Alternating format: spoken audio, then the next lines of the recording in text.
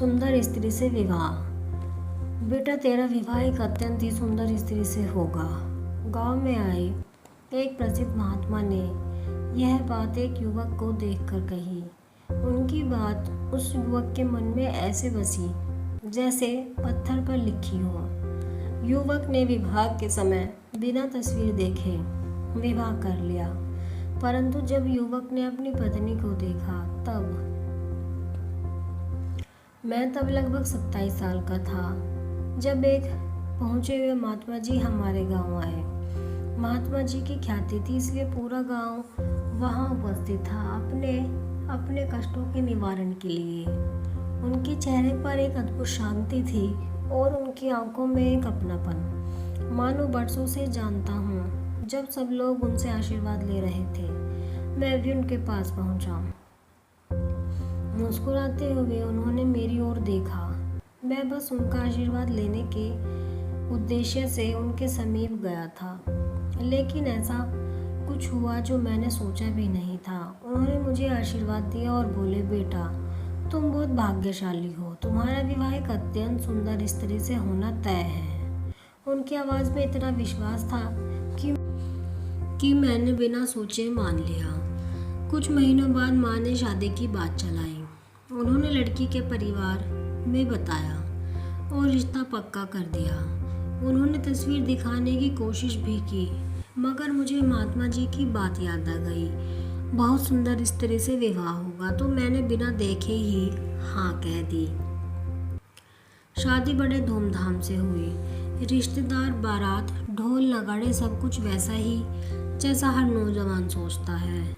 इन सब के बीच मेरे मन में अपनी पत्नी की सुंदरता देखने की चाह प्रगाढ़ हो रही थी।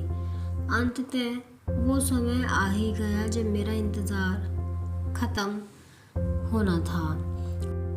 वो रात आ गई जब मुझे घूंघट उठाना था, लेकिन मुझे पता था कि मेरे साथ यह होना था जिसकी मैंने कल्पना नहीं की। वो हुआ सुहाग रात की रात, जब मैंने पहली बार दुल्हन का चेहरा देखा तो मेरा दिल जैसे बैठ गया। वो साधारण थी, चेहरा सीधा साधा, आंखों में कोई चमक नहीं और वैसा आकर्षण भी नहीं जैसा मैंने सोचा था। मन में एक अजीब सी निराशा उतर आई। मैंने उससे ज़्यादा बात नहीं की और अगले ही दिन से अपने काम में डूब गया। दिन महीनों में बदले और महीने पूरे साल में। हमारे बीच औपचारिक बातें तो होती थी, मगर ना मैं दिल से जुड़ पाया, ना वो मेरे करीब आ पाई। माँ कई बार समझाने की कोशिश करती, मगर मैं बस चुप रहता। एक दिन गांव में खबर आई कि वही महात्मा जी फिर से आए हैं। मैं दौड़ता हुआ उनके पास गया। मन में नाराज़गी भरी थी। जैसे ही मुझे उनके समक्ष जाने का अवसर मिला, मैंने उनसे नाराज़गी भरे शब्दों में कहा, महात्मा जी, आपने कहा था कि मेरी शादी एक बहुत सुंदर स्त्री से होगी, पर देखिए वो तो बिल्कुल साधारण है। महात्मा जी बस मुस्कुराए, मेरी आंखों में थोड़ी देर देखा और कहा, बेटा, तुम्हारी स्त्री सुंदर है, तुम्हें दिखाई नहीं देती।